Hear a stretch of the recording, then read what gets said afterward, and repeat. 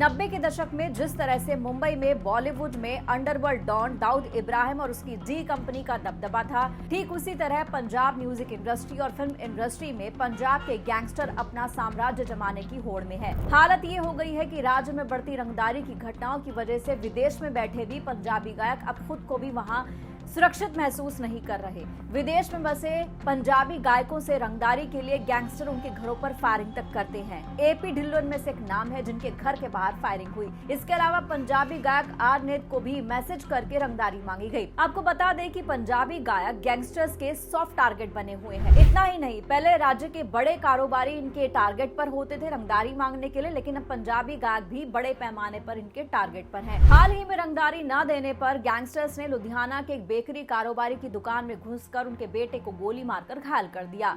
सितंबर महीने की ही बात कर ले तो सितंबर महीने तक जो है लॉरेंस गैंग की तरफ से करीब 6 व्यापारियों को फोन किया जा चुका है रंगदारी मांगने के लिए। पंजाबी गायकों से रंगदारी मांगने में सबसे ज्यादा कॉल्स गैंगस्टर लॉरेंस बिश्नोई, गोल्डी बराड़ की तरफ से आते हैं। इनके साथ ही काला जठेड़ी और काला राणा भी है जो इनको कॉल करते हैं, पंजाबी सिंगर्स को और पैसा मांगते हैं। वहीं दूसरी तरफ दविंदर बंबीहा गैंग है। लक्की पटियाला, कौशल, नीरज बबाना और संपत नेहरा जैसे बड़े बड़े गैंगस्टर जो हैं वो उसकी तरफ से कॉल करते हैं और पैसा मांगते हैं। बराड़ का कनाडा और अमेरिका में म्यूजिक और इवेंट कंपनी का भी काम है। उसने वहां पर अपनी कंपनी को चलाने के लिए कई बड़े गायकों को बुलाया भी है। गोल्डी बराड़ एक गाने के बदले इन गायकों को 20 लाख रुपए की पेमेंट देता है या फिर कॉन्ट्रैक्ट करता है कि जैसे पैसे आएंगे, जैसे टिकट बिकेगा उस हिसाब से प्रॉफिट शेयर किया जाएगा। गोल्डी को ये पता है कि गायकों की जो कमाई होती है वो मोटी होती है, डॉलर्स में होती है। लॉरेंस बिश्नोई गैंग जो है वो बॉलीवुड के अभिनेता सलमान खान को मारने की धमकी दे चुका है और इसी महीने पंजाबी गायक अमृतपाल सिंह ढिल्लों यानी कि एपी ढिल्लों के यहाँ कनाडा में उनके घर के बाहर फायरिंग हुई है। घटना के वक्त ढिल्लों अपने घर के अंदर थे और उनके जो करीबी हैं इंडो कैनेडियन रैपर जिनका नाम है शिंदा कह लो, वो भी वहां पर मौजूद थे। और उससे पहले ही पंजाबी गायक आर-नेत को 1 करोड़ रुपए की फिरौती मांगने का मैसेज किया गया था। पिछले साल की बात करें तो गिप्पी ग्रेवाल के कनाडा वाले घर के बाहर फायरिंग की गई थी और लॉरेंस बिश्नोई गैंग ने इसकी जिम्मेदारी ली थी। तब बिश्नोई गैंग ने ये कहा था कि गिप्पी ग्रेवाल के लिए चेतावनी है कि वो सलमान खान की तारीफ करना बंद कर दे।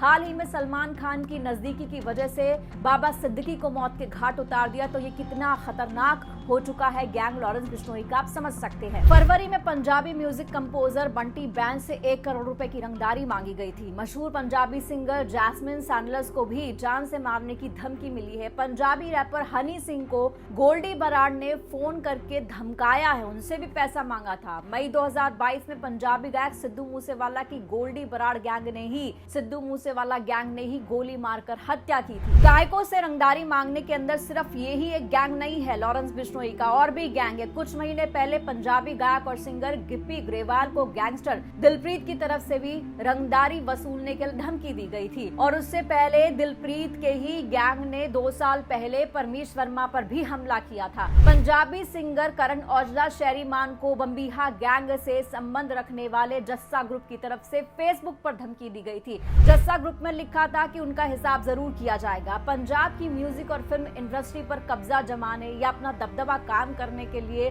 करोड़ रुपए की चाह में बंबीहा गैंग ने अपनी म्यूजिक कंपनी भी खोल ली है और वर्चस्व काम करने की कोशिश की जा रही है। टक्कर दी जा रही है गैंगस्टर को, जो बाकी गैंगस्टर हैं लॉरेंस बिश्नोई का जो गैंग है उन्हें टक्कर देने की कोशिश की जा रही है।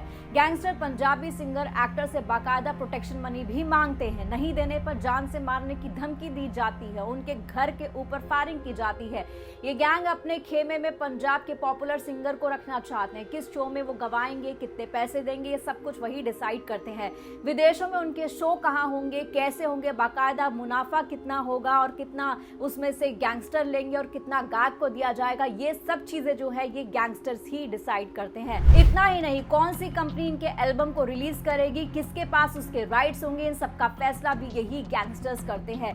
यानी कि पंजाब म्यूजिक वर्ल्ड पर, फिल्म इंडस्ट्री के ऊपर कब्जा करने की भी इन गैंगस्टर्स के ऊपर एक बड़ी होड़ है, क्योंकि इनको पैसा चाहिए होता होता है। पंजाबी गायक जो है उनके टिकट्स बिकते हैं, उससे काफ़ी पैसा आता है, उनकी फ़ैन फॉलोइंग बहुत है और इसी का फ़ायदा उठा करके एक तरीके से ये उगाही का नया तरीका है कि वो इन गायकों को अपने शोज़ में बुलाकर, अपने इवेंट्स में बुलाकर गवाते हैं, उनसे पैसा कमाते हैं और यही जो पैसा इनके पास आता है ये क्राइम की दुनिया में लगाते हैं। इस वीडियो में इतना ही। नमस्कार।